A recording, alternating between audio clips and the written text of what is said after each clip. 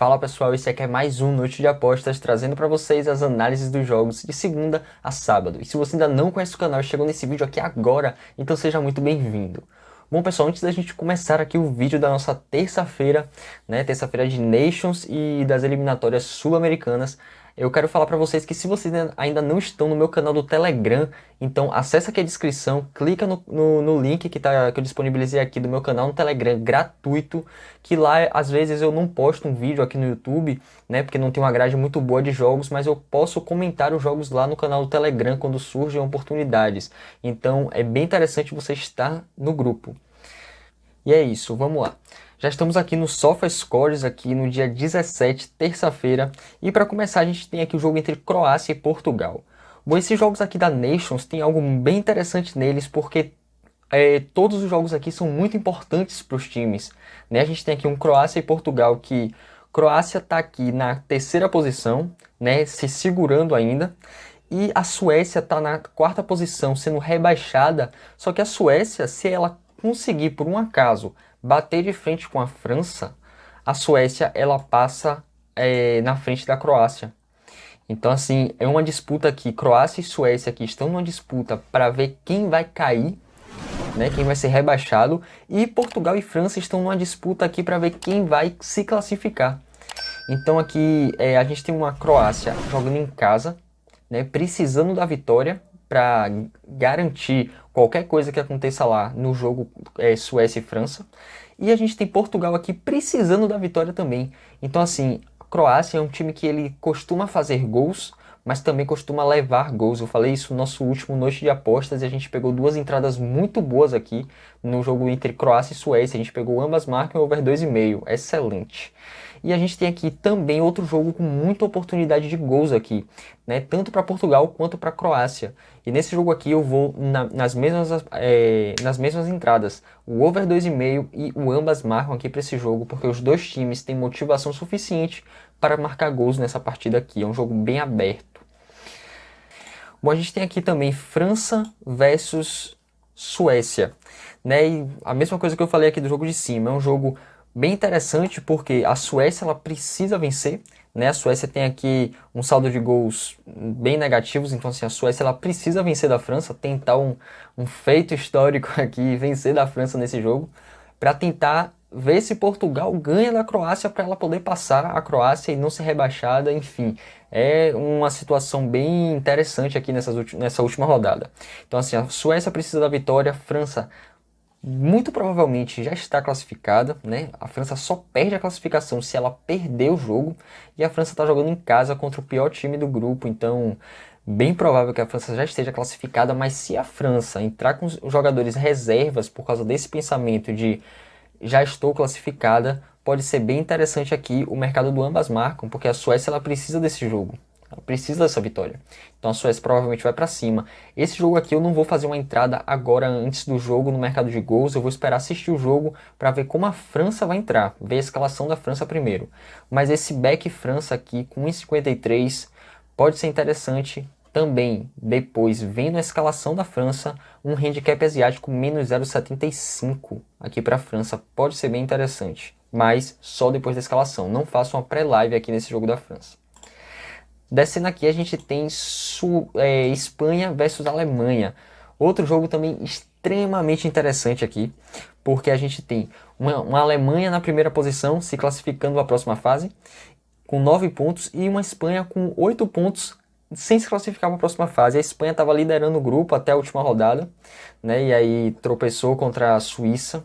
Eu falei nesse jogo para vocês não se deixarem levar pela odd da Espanha, que estava 1,90 contra a Suíça, porque a Suíça complica a vida de seus adversários, e foi o que aconteceu. O jogo terminou empatado e a Suíça mais uma vez complicou a vida dos grandes. Então assim, a Espanha tropeçou e está aqui agora na segunda posição. A Alemanha ela precisa ganhar o jogo, né? Um empate ela ainda se classifica, mas para garantir ela precisa de uma vitória. Tá jogando fora de casa vai ser um pouco difícil, porque a Espanha jogando em casa precisa da vitória, vai para cima com tudo aqui da Alemanha. E são dois times que estão em reformulação, em processo de reformulação, então é muito difícil a gente conseguir prever o que é que vai acontecer nesse jogo. Eu gosto do ambas marcam porque as duas equipes elas precisam de gols e se uma equipe marcar, a outra vai ter que ir desesperada para cima para conseguir reverter a situação. E só que a gente tem uma coisa aqui nesse confronto aqui, que os jogos entre essas duas equipes, Espanha e Alemanha, menos de 2,5 gols em 6 dos últimos 6 jogos. Ou seja, todos nos últimos 6 jogos, todos foram menos do que o over 2,5. Né? E a gente tem aqui uma Espanha que costuma fazer muitos gols em casa e uma Alemanha que joga muito bem fora de casa. A Alemanha tem 12 jogos sem derrota. Então assim, são dois times que fazem gols, mas que quando jogam juntos não fazem gols. Mas eu ainda acredito que vale a pena que a gente dá uma arriscada um pouco maior no ambas marcam nesse jogo aqui, porque eu acredito que vai ter uma cotação bem interessante e que também seja uma entrada boa, porque os dois times precisam muito dessa vitória. E descendo aqui a gente vem para as eliminatórias da América do Sul. Bom, passo aqui de Venezuela e Chile, Paraguai, Bolívia, Uruguai e Brasil. Bom, o Uruguai agora está com uma baixa muito importante, que é Suárez. Suárez testou positivo para Covid e vai desfalcar o Uruguai nesse jogo e vai desfalcar o Atlético de Madrid também contra o Barcelona. Bom, não seria diferente, o Brasil muitas vezes vai ser favorito em cima de seus adversários, mesmo sem apresentar o futebol para ser favorito. Sou fanático pela seleção brasileira, não faço apostas no jogo do Brasil, mas consigo analisar. Só não faço aposta por questão minha. Enfim. A gente tem aqui um Brasil favorito, mas o Brasil mostrou no último jogo contra a Venezuela nenhum pingo de favoritismo. Né? O Brasil ficou com a bola e o Brasil fez o que com a bola? O Brasil ficou tocando a bola no meio de campo. Tocava e voltava tudo de novo tocando. O Brasil não conseguia criar uma jogada, o Brasil não conseguia dar um passe, uma infiltração, o Brasil não conseguia fazer um cruzamento certo, marcou alguns gols impedido, enfim. Foi um time extremamente abaixo aqui, esse time, a seleção brasileira, contra um time fraquíssimo que era a Venezuela. Venezuela se fechou lá atrás e o Brasil não conseguiu fazer mais nada. Os jogadores da seleção não conseguiram fazer um drible sequer dos jogadores da Venezuela para tentar quebrar a linha de marcação.